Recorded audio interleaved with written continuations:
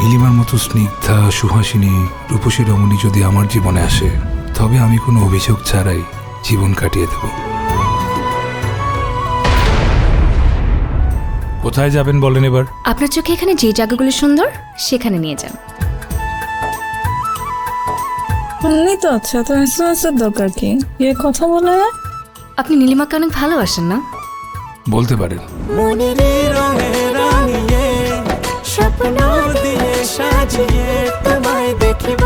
ভালো লাগা এবং ভালোবাসা দুইটা কিন্তু এক জিনিস না।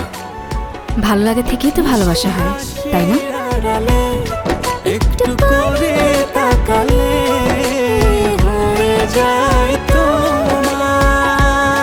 আমি আপনাকে পছন্দ করি।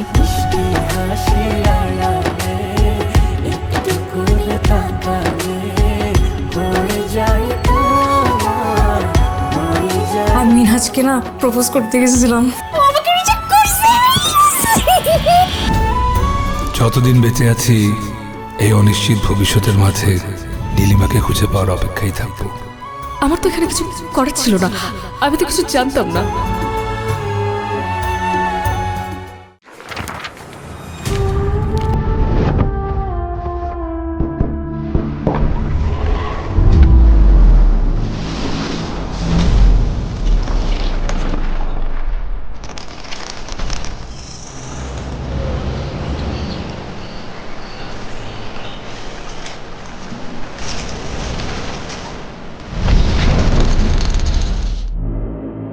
Pisces.